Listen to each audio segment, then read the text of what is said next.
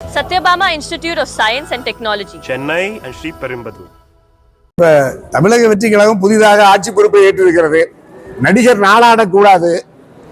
கோடம்பாக்கத்திலிருந்தும் சாலி கிராமத்திலிருந்தும் பனையூரிலிருந்து ஒரு சில மாதங்களில் கட்சியை துவக்கி 6 மக்கள் சந்திப்பை நடத்தி 41 பேர் படுகொலையில் உயிரை இழந்தாலும் அந்த கட்சிக்குத்தான் வாக்களிப்பேன் என்கின்ற அரசியல் அறியாமையில் இன்னமும் சினிமா கவர்ச்சிக்கும் அரசியலிலே பக்குவமோ பயிற்சியோ மக்களுக்கான எந்த தொண்டு செயலையும் செய்யாத ஒரு நபர் நடிகர் என்கின்ற ஒரு தகுதியோடு இந்த தமிழ்நாட்டை ஆள முடியும் என்கின்ற சூழல் தமிழ் சமூகத்துக்கு பேர் அவமானம், அது மிகப்பெரிய தாழ்வு. ஆனாலும் அந்த தாழ்வுகளை மீறி ஜனநாயகத்தில் மக்கள் வாக்களித்து ஆட்சி பொறுப்புக்கு வந்துவிட்டார். 17வது தமிழ்நாடு சட்டமன்ற பேரவை ஒரு புதிய அரசை உருவாக்கி இருக்கிறது. நடிகர் விஜய் ஆட்சி பொறுப்புக்கு வந்திருக்கிறார். பெரும்பான்மை கிடைக்கவில்லை. ஆனாலும் அவர் தந்த வாக்குறுதியில ஒரு சில வாக்குறுதிகளிலே அதுவும் தடுமாறி இந்த மின்சார கட்டணத்திலே 200 யூனிட் கட்டணமில்லாத மின்சாரம் என்பதிலே கூட ஒழுங்கில்லாமல் இப்பொழுதும் 400 யூனிட் என்கிறார்.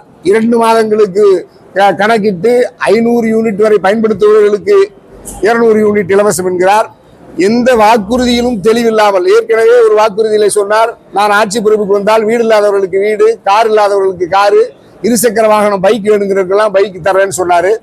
2500 ரூபாய் மகளிருக்கான உரிமை தொகையை உயர்த்தி வழங்குவதாக சொன்னார்.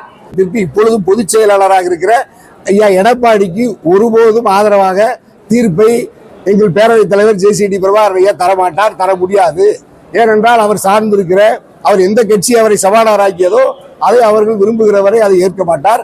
ஆகவே வேலுமணி CV சண்முகய்யா அணிக்கு பேரவைத் தலைவர் ஆதரவு நிலைப்பாட்டை எடுப்பார்.